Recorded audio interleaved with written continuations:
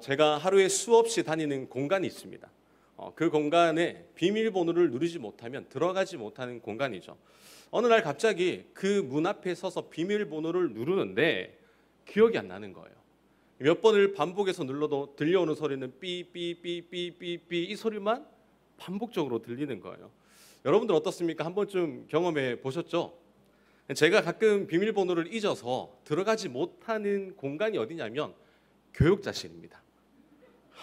난감하죠? 이 머리에 지우개가 있는 것도 아닌데 갑자기 생각이 안 나니까 머리가 허해지는 거예요.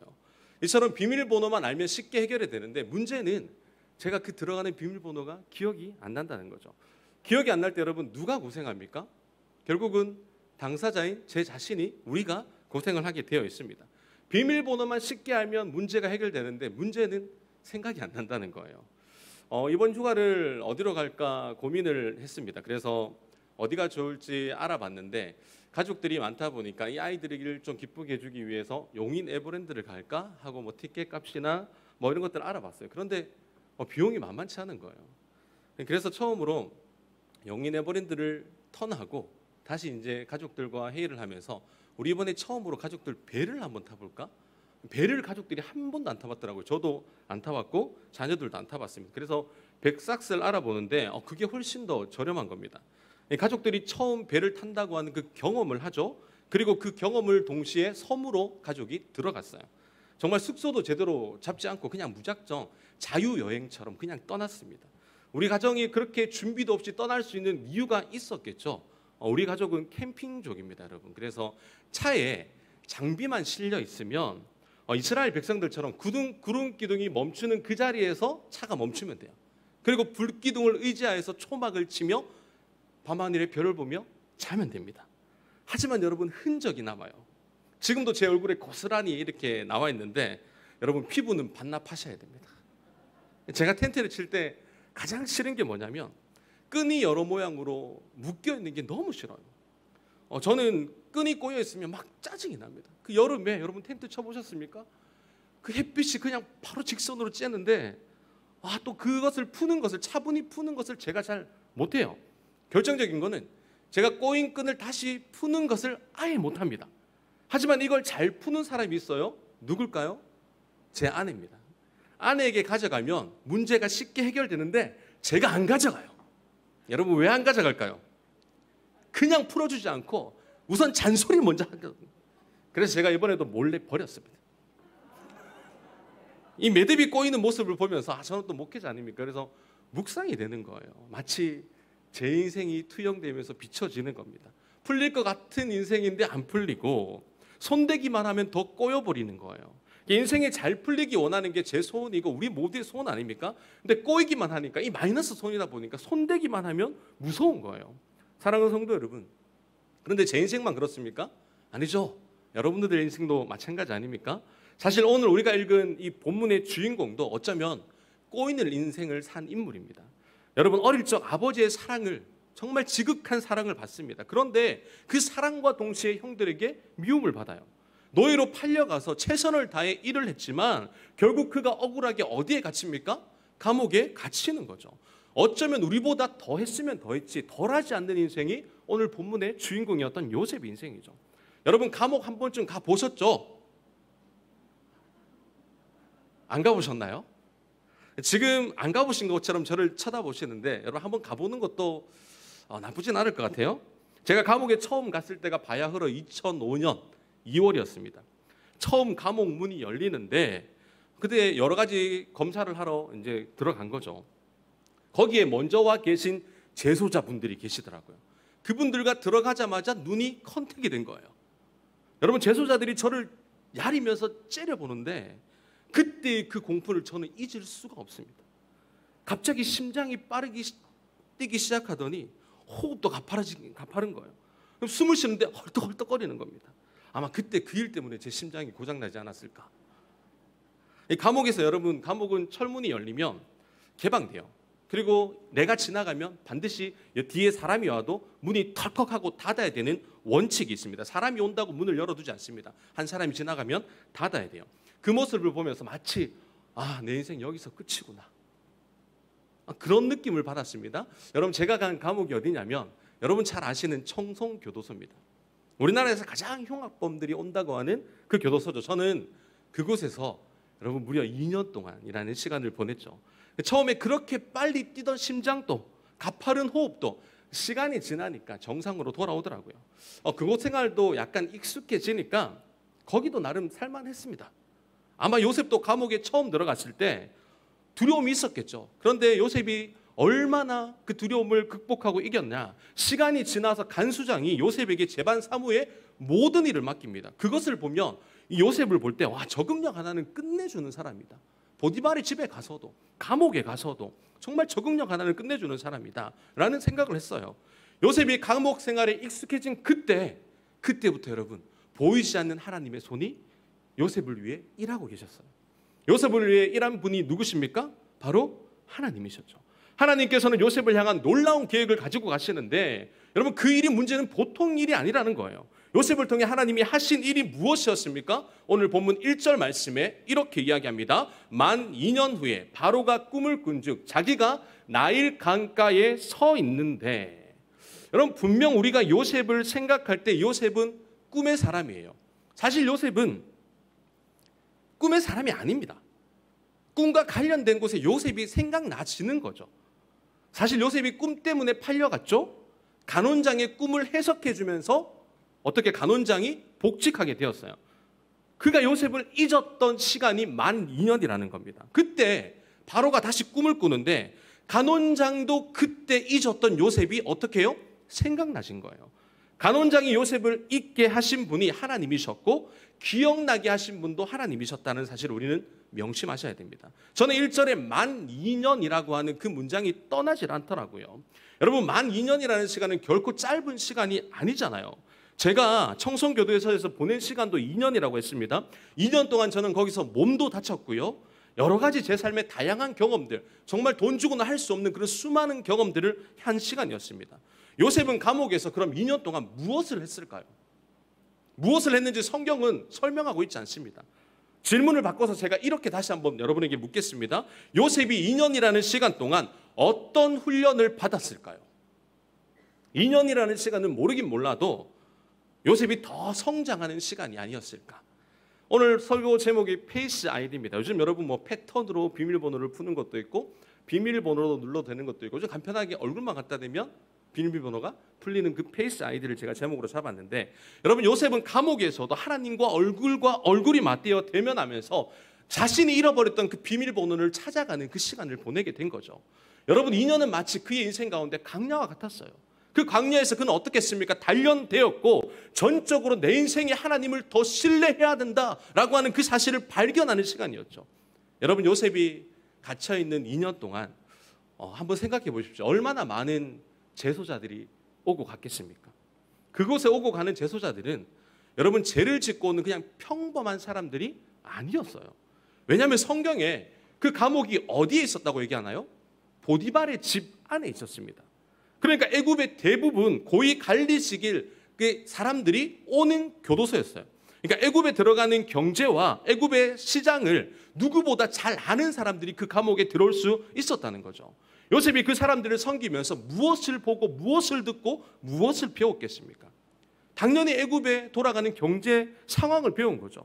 그때마다 그가 이렇게 생각했을 겁니다. 내가 지금 애굽의 경제와 애굽에 돌아가는 시장의 구조와 이런 상황을 내가 알아서 뭐하지? 이게 나랑 지금 무슨 상관이야? 여러분 이렇게 생각하지 않았을까요? 하지만 그는 바로의 채찍근들 혹은 그의 버금가는 사람들을 만나면서 친분을 쌓으면서 요셉은 지적으로 학적으로 엄청난 지혜를 자신도 모르게 습득하는 시간을 지금 가지고 있는 겁니다. 현실은 막막하죠. 요셉은 그곳에서 여러분 100% 성장하고 있었습니다. 그 이유를 우리가 어떻게 알 수 있을까요? 요셉이 바로의 꿈을 푸는 장면들을 통해 우리는 보이지 않는 그 요셉의 인연을 조금이나마 유추해 볼 수 있습니다. 그가 성장했다는 것을 발견하게 되죠. 여러분 37절 말씀인데 함께 읽도록 하겠습니다. 시작. 바로와 그의 모든 신하가 그 일을 좋게 여긴지라. 요셉이 이제 바로의 꿈을 해석하고 나서 바로와 신하들의 대답이 뭐냐? 모두 다 박수를 치는 거예요. 브라보! 브라보! 외치는 겁니다. 요셉에게 꿈을 해석하는 능력이 당연히 그 능력은 하나님께서 주셨지만 해결책을 능통하게 이야기할 수 있었던 것은 요셉의 애굽에 돌아가는 경제 시장의 상황을 누구보다 잘 알고 있었기 때문에 그것 때문에 가능했다는 거예요. 여러분, 나라가 어떻게 형성되어 있고 그 구도가 어떻게 흘러가는지 알지 못하면 이런 해답을 내릴 수가 없습니다. 그런데 바로가 꾼 꿈이 어떤 꿈이었습니까? 2절부터 8절까지 바로가 꾼 꿈인데 내용이 이래요. 소가 등장합니다. 소가. 아름다운 암소가 등장을 하고요. 흉한 암소가 등장을 해요. 그들이 여러분 어디에 있었다고 하나요? 나일 강가에 서 있는데 갑자기 못생기고 흉하게 생긴 소가 아름다운 소를 잡아먹어요. 묻지마소 사건입니다. 묻지마소. 묻지마 사건이 꿈에 나타나니까 바로가 갑자기 뭐야? 하고 놀라서 깨요. 여러분, 우리도 자다가 꿈에서 깨지 않습니까? 뭐 놀랄 일이든 좋은 일이든 꿈에서 깨요. 그 꿈에서 깰 때 계속 꿈이었으면 하는 그런 꿈이 있잖아요. 그래서 다시 잠을 청합니다. 그러면 여러분 그 꿈속으로 들어가집니까? 안 들어가집니까? 안 들어가지죠. 하지만 바로의 꿈이 달랐어요. 놀래서 깨서 다시 잠을 청하는데 그와 비슷한 꿈을 겁니다. 이번에는 소가 아니라 한 줄기 무성한 이삭과 가는 이삭이 나오는 거예요. 가는 이삭이 갑자기 무성한 이삭을 삼켜버려요. 또 그러니까 바로가 또 뭐야? 하고 놀래서 깼습니다. 너무나 괴상한 꿈을 2번 꾸고 나서 잠이 안 오는 거예요. 여러분, 잠을 못 자니까 어디에 표시가 나겠어요? 얼굴에 표시가 나죠. 가끔 성도님들이 저희 교육자들을 보면 늘 묻는 말이 있습니다. 100% 이 말을 이야기합니다. 목사님, 많이 피곤하시죠?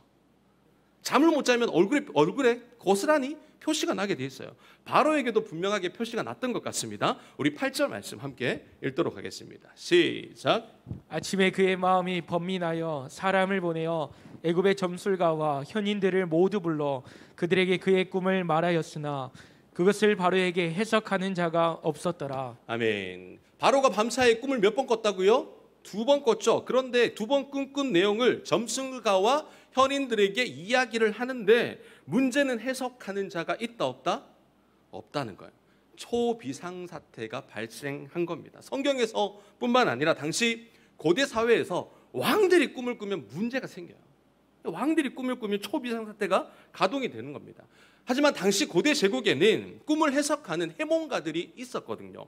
그들의 직업이 꿈을 해석하는 거예요. 평상시는 평온합니다. 마시고 즐기고 그냥 평안한 시간을 보내요. 그런데 문제는 왕이 꿈을 꾸면 그들에게도 비상사태가 발행되는 겁니다. 꿈을 해석하지 못하면 어떻게 됩니까? 그들의 목숨이 날아가게 돼 있어요. 바로가 이야기하는데 지금 아무도 해석하는 자가 없는 거예요. 바로의 꿈속에 여러분 숫자가 등장을 하거든요. 여러분 숫자 몇이 등장을 합니까? 7이라는 숫자가 등장을 해요. 당시 7은 기억하십시오. 신의 숫자였어요. 그리고 무엇이 등장합니까? 가축과 농업이 등장을 해요. 애굽의 핵심 산업이 뭐냐면 가축과 농업이었어요. 애굽은 암소를 풍요를 뜻했는데 암소가 여러분 무엇과 관련된 동물입니까? 농업과 관련된 동물이잖아요.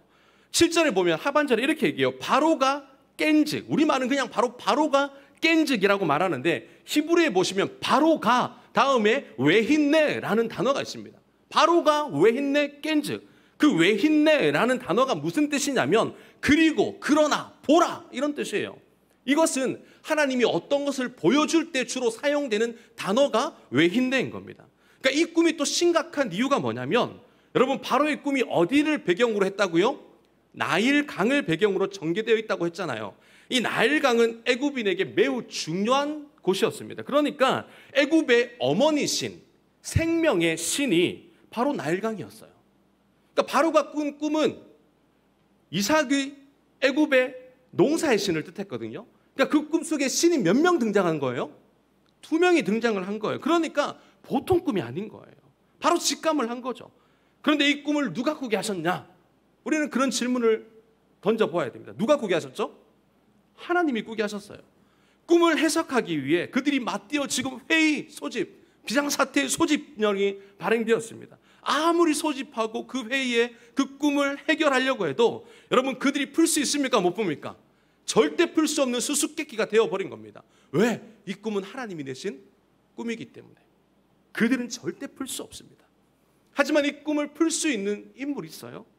하나님은 요셉을 2년이라는 시간 동안 더 준비시키셔서 그를 부르시기 위해 누구를 사용하십니까? 간원장을 사용하십니다. 9절을 말씀입니다. 함께 읽겠습니다. 시작. 술 맡은 간원장이 바로에게 말하여 이르되 내가 오늘 내 죄를 기억하나이다. 이전에 요셉이 간곡하게 요청했죠. 만약에 복직되시거든 누구를 기억해달라? 나를 기억해달라. 그러나 그는 요셉을 잊었어요. 아니요, 더 정확하게 이야기하면 그는 요셉을 잊어야만 했습니다. 그때는 요셉의 때가 아니었어요. 가장 중요한 것을 요셉을 잊게 하신 분이 누구냐면 하나님이셨다니까요. 여러분, 하나님의 때라는 말 들어보셨습니까? 모든 일에는 하나님의 때에 이루어집니다. 할렐루야. 우리가 아무리 노력한다고 해도, 우리가 아무리 정성을 쏟는다 해도, 내 시간을 투자하고 에너지를 투자한다 할지라도 하나님의 때가 아니면 안 이루어져요. 하나님께서는 역사의 주인공을 부르실 준비를 하셨죠. 그 부르심의 증표가 될 사람까지도 하나님은 준비를 하셨습니다. 그가 누구였다고요? 술 맡은 간원장. 그가 이렇게 말하는 거예요. 내가 오늘 내 죄를 기억하나이다. 여러분, 누가 기억이 난 거죠? 요셉이 기억이 난 거예요. 자신이 지었던 죄가 기억났는데 이 말이 그가 처음 등장하는 구절에도 동일하게 나와요. 창세기 40장 1절에 술 맡은 간원장이 등장을 하는데 어떻게 얘기합니까? 애굽 왕께 범죄한지라. 이 사람을 유심히 살펴보면 등장 자체가 뭐로 표현되죠? 자신이 죄인이라는 거예요. 구절에서 말하는 자신의 죄를 기억한다라는 이 말은 복수형으로 되어 있거든요. 무슨 말이냐면 자신이 지금 바로에게만 죄를 지은 것이 아니다. 누구예요? 요셉에게도 죄를 지었다라고 지금 이야기하는 거예요. 요셉의 간곡한 그 요청을 잊어버린 것도 그가 죄로 여겼다는 거죠. 여러분, 요셉을 우리가 기억할 때 중요한 단어가 있습니다. 하나는 꿈이고 하나는 구덩이에요. 여러분, 창세기 40장 15절에 보면 요셉이 간원장에게 이렇게 말합니다. 나는 히브리 땅에서 끌려온 자요. 여기서도 옥에 갇힐 일을 행하지 아니하였나이다. 요셉은 자신이 지금 뭐라고 얘기합니까? 옥에 갇힐 일을 나는 하지 않았다 이야기하는데, 여기서 말하는 옥이 히브리어로 구덩이에요. 여러분, 요셉은 구덩이에 빠져 형들에 의해 어떻게 해요? 죽을 뻔했죠. 그리고 지금 자신은 또 누명을 쓰고 감옥이라는 곳에 구덩이 속에 빠져 있습니다. 무슨 말이냐면 하나님의 약속은 우리가 기대하고 생각했던 시간에 우리가 예상한 방법대로 이루어지지 않는다는 거예요. 하나님의 약속은 반드시 이루어집니다. 믿으십니까? 아멘. 그러나 명확한 것은 어떤 식으로 언제 이루어질지는 하나님 말고 아무도 모릅니다. 바로가 간원장의 말을 듣고 무엇이라고 이야기합니까? 14절에 이렇게 얘기해요. 이에 바로가 사람을 보내어 요셉을 부르매. 간원장의 말을 들은 바로가 그가 갇혀있던 어디에서 지금 꺼내라는 거예요? 옥에서 당장 꺼내라 라는 명령을 하는 겁니다. 그가 갇힌 구덩이에서 꺼내라라고 바로가 명령을 해요. 누가 명령했다고요? 바로가. 여기서 명확하게 우리에게 보여주는 것이 무엇이냐면 바로의 명령이 바로 요셉이 그동안 기다렸던 응답의 때인 거예요.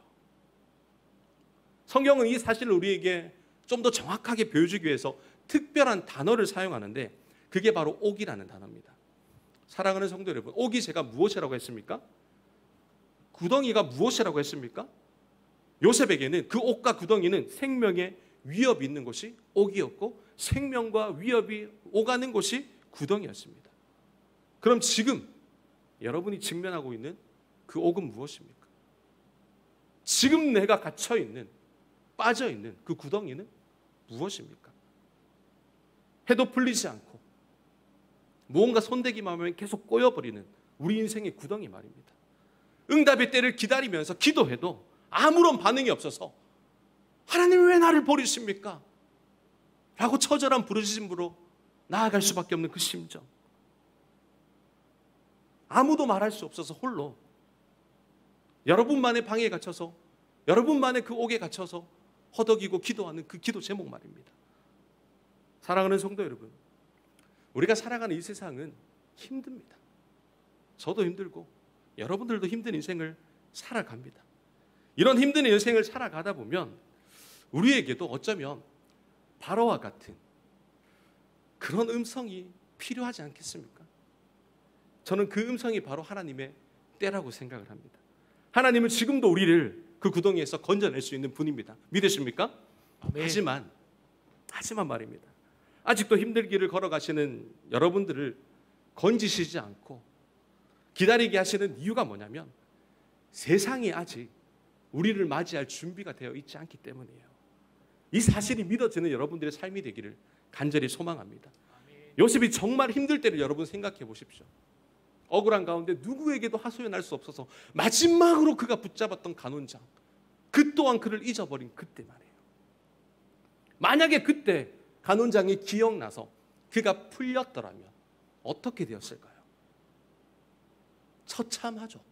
노예입니다. 노예가 풀려봤자 노예예요.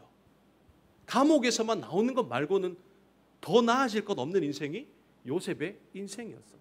그가 힘들 때는 풀려나기를 소망했지만 그때 풀려났더라면 아무것도 남지 않네. 그때는 아직 세상이 요셉을 맞이할 준비가 되어 있지 않았죠. 그러나 이제 그 때가 된 거예요. 이때는 우리의 때가 아니라 누구의 때라고요? 하나님의 때. 바로가 궁의 사람들을 요셉에게 보내는데 히브리어로 보르라는 단어를 사용해요. 이 말이 구덩이를 가리키는데 좀 더 명확하게 이야기하면 바로가 하인들을 시켜 요셉을 꺼냈지만 사실 누가 꺼냈다는 말입니까? 하나님이 바로를 사용하신 거예요. 형들에 의해 구덩이에 갇혔을 때 르우벤이 어떻게 요셉을 살려서 아버지에게로 보내려고 했죠. 근데 그걸 하지 못했습니다. 유다가 구덩이에 빠져있는 요셉을 끄집어내서 애굽의 노예로 팔았어요. 다 형들이 한 것처럼, 우리가 생각한 것처럼, 우리가 계획한 것처럼 느껴질 수 있지만 결국 그 구덩이에서 건지신 분도 하나님이셨습니다. 하나님께서 그를 건지셨고 그를 보내셨고 다시 구덩이 속에 넣으신 분도 하나님이시고 끄집어내시는 분도 하나님이세요. 우리 인생의 수많은 그 굴곡과 같은 고난이 우리 속에 직면한다 할지라도 그 길을 인도하시는 분이 하나님이시고 해결하실 분이 하나님이시고 이끌어가시고 승리의 깃발을 꽂게 하실 분이 하나님이시랍니다. 아멘. 여러분, 아브라함이 75세에 부름을 받아요. 자손에 관한 약속을 받죠. 하지만 그때가 언제 이루어졌습니까? 25년 뒤에. 여러분, 야곱이 창세기 28장에서 베델에서 사닥다리 언약을 통해 하나님께 언약을 받습니다. 그런데 하나님께서 그 약속이 이루어지기까지 야곱은 몇 년을 기다렸냐면 20년을 기다렸어요. 요셉이 여러분 우리가 아는 것처럼 17세에 꿈을 꿨죠. 하지만 그 꿈이 이루어지기까지 13년이라는 시간을 버텨야만 했습니다. 여러분, 다윗이 젊은 시절 그 목동을 치고 있을 때 사무엘을 통해 기름 부음을 받게 했습니다. 그가 당시 기름을 부음 받을 때 학자들은 12살이라고 얘기하거든요. 그가 몇 세의 왕이 됐습니까? 30세의 왕이 됐죠. 18년이라는 시간을 기다려야만 했습니다. 여러분, 분명한 것은 하나님의 인도에는 하나님의 때가 있습니다. 우리는 그 때를 바라보고 나아가셔야 돼요. 참고 인내하셔야 됩니다. 조급함을 가지면 안 되는데 사실 연약한지라 저도 조급함이 있습니다. 건강이 좋지 않다 보니까 늘 불안감이 있어요. 우리 부교육자들은 여러분 목회자로 부름을 받았습니다. 언젠가 하나님의 때에 담임 목회를 해야 되겠죠. 죄송하지만 그러나 현실은 어떻게 보면 참혹합니다. 사실 제가 이 설교를 오래전에 준비를 했거든요. 제가 농담으로 여러분들에게 한 말을 기억하실랑가 모르겠는데 제가 요셉의 시리즈가 끝나는 날 담임 목회 청빙을 갈 거라고, 이제 41장이니까 이 말을 좀 취소했으면 좋을 것 같습니다. 그 와중에 이제 다시 본문을 이끌고 준비를 하는데 하나님이 이런 마음을 주시는 거예요. 아직 애굽에는 요셉을 맞이할 준비가 되어 있지 않았지 않습니까?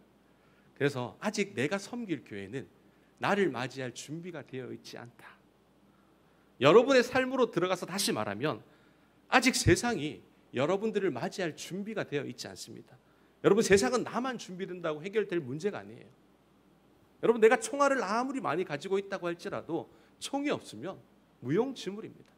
하나님께서는 우리가 가야 될 그곳도 정비하시고 준비하세요. 내가 준비되는 건 당연하지만 내가 가야 될 그곳도 하나님께서는 일하시고 준비하시고 그 하나님의 때에 둘을 만나게 하십니다. 여러분, 우리가 더딘 것 같은 인생을 살아간다 할지라도 그때마다 기억하십시오. 세상이 아직 우리를 맞이할 준비가 되지 않았다. 그 말씀에 용기를 얻는 여러분들 되시기를 간절히 소망합니다. 아멘. 우리 14절 말씀 다시 한번 읽겠습니다. 시작. 이에 바로가 사람을 보내어 요셉을 부르매 그들이 급히 그를 옥에서 내놓은지라. 요셉이 곧 수염을 깎고 그의 옷을 갈아입고 바로에게 들어가니. 요셉의 이야기에서 또 하나 중요하게 여겨야 될 것이 옷이에요. 옷. 그의 인생이 옷으로 변합니다. 세상은 요셉의 옷을 벗겼습니다. 형들이 벗겼고 보디발의 아내가 감히 벗겼어요. 옷이 벗겨지면서 그의 인생은 내리막 인생으로 걸어갔습니다.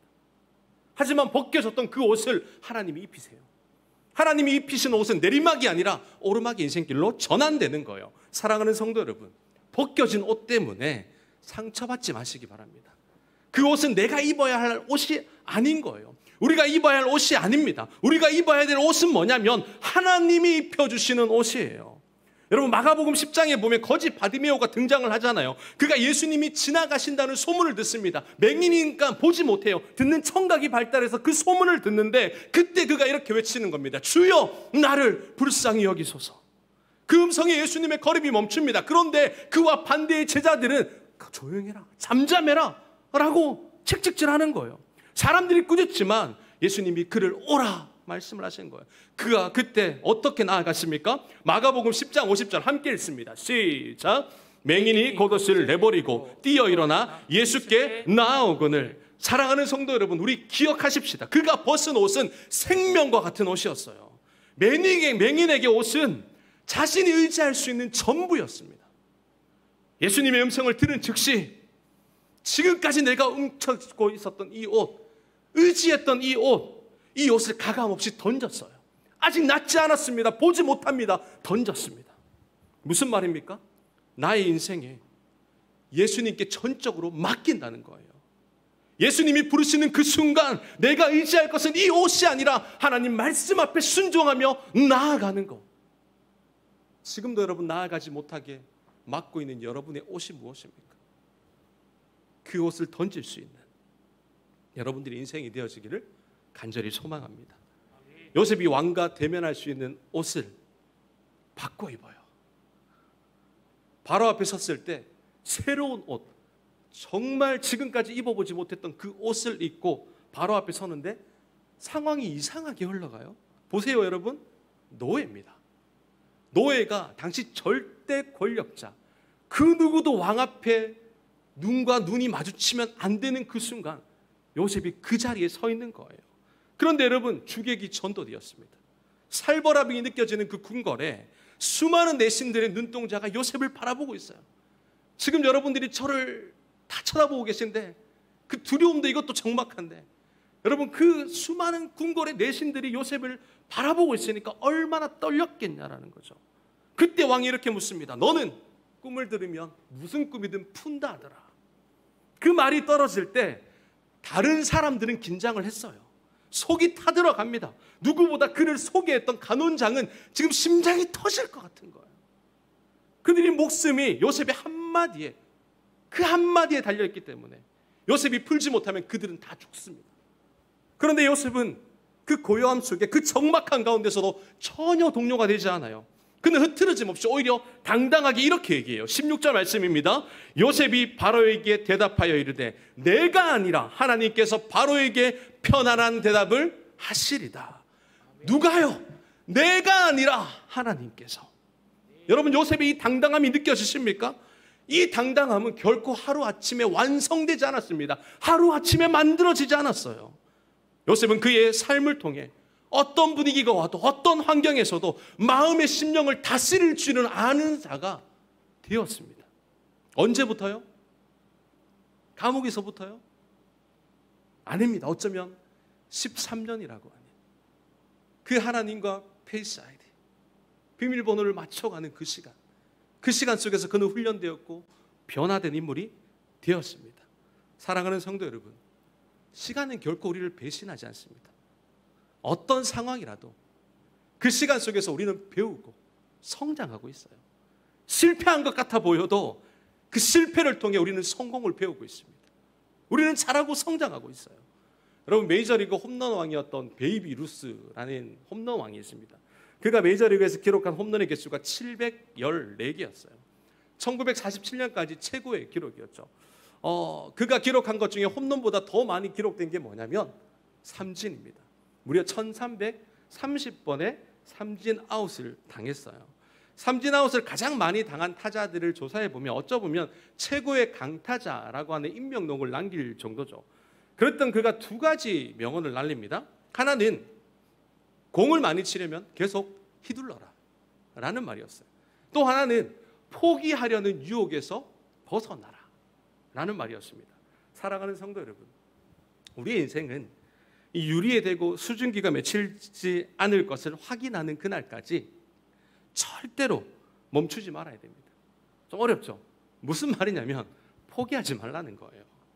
요셉의 시간 이름 속에서 끊임없이 그가 어떤 스윙을 했습니까? 그가 어떤 스윙을 날렸습니까? 스윙을 날릴 때마다 그는 삼진아웃을 당했어요. 그러나 그는 포기하지 않았습니다. 포기하지 않은 결과 어떤 찬스가 그에게 왔습니까?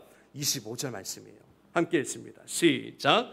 요셉이 바로에게 아뢰되 바로의 꿈은 하나라. 하나님이 그가 하실 일을 바로에게 보이심이니이다. 지금 요셉에게 역전의 찬스가 왔습니다.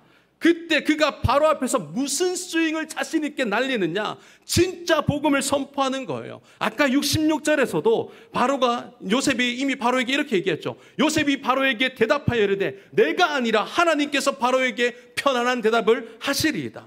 하나님 앞에서 끊임없이 스윙 연습했던 그가 절대 권력자 앞에서도 가감없이 자신의 스윙을 지금 날리고 있는 거예요. 그가 어떤 스윙을 날렸습니까? 애굽의 신은 진짜 이 꿈을 해석하는 것은 애굽의 어머니 신이 아니라 생명의 신이 아니라 농사의 신이 아니라 살아계신 하나님입니다. 이 말을 요즘 말로 풀이하면 어떤 말이 되냐면 하나님만이 유일한 왕이십니다. 지금 요셉은 절대 권력자 앞에서 당당하게 뭘 하는 거예요? 복음을 선포하는 거예요. 예수 믿어야 구원받습니다. 예수님만이 우리를 구원할 수 있습니다. 사랑하는 성도 여러분, 결국 우리의 사명은 그 막혔던 비밀번호가 풀려지는 게 아닙니다. 응답이 끝이 아니에요. 비밀번호를 푸는 게 목적이 아닙니다. 하나님께서는 반드시 여러분의 비밀번호를 풀어주실 것입니다. 하지만 그것으로 끝내면 안 돼요. 요셉처럼 절대 권력자 앞에서도 하나님만이 유일한 구원자라는 이 선포, 이것이 우리의 나아갈 사명입니다. 누구 앞에서든 복음을 전하는 사명. 여러분, 이 사명이 멈추는 날 우린 죽어요. 여러분, 미국에 알래스카 주가 있습니다. 이 알래스카 주가 아시는 대로 소련 땅이었지 않습니까?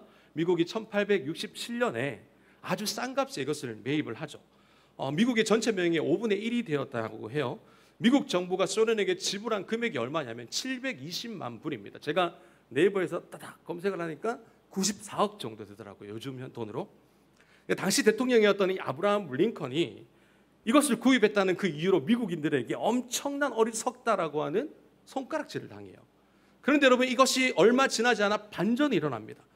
알래스카에서 금이 채굴되기 시작했고 그 금이 얼마냐면 무려 4억 5천만 달러의 금이 채굴된 거예요. 또 엄청난 양의 석유가 매장되어 있다는 겁니다. 지금도 매년 알래스카에서는 엄청난 양의 연어가 잡히고 있다고 해요. 여러분, 러시아가 만약에 일확천금을 주고 지금 미국에 가서 이 알래스카를 다시 우리에게 팔라라고 이야기한다면 여러분, 과연 미국이 팔겠습니까? 안 팔죠. 여러분, 어떻게 이런 일이 일어났을까요? 단순합니다. 소련은 알래스카의 가치를 알아보지 못했습니다. 사랑하는 성도 여러분, 한 사람의 영혼의 가치는 값으로 환산이 안 돼요. 이 세상에서 가장 귀한 존재가 한 사람입니다. 여러분, 옆 사람을 바라보면서 당신이 가장 귀한 존재입니다.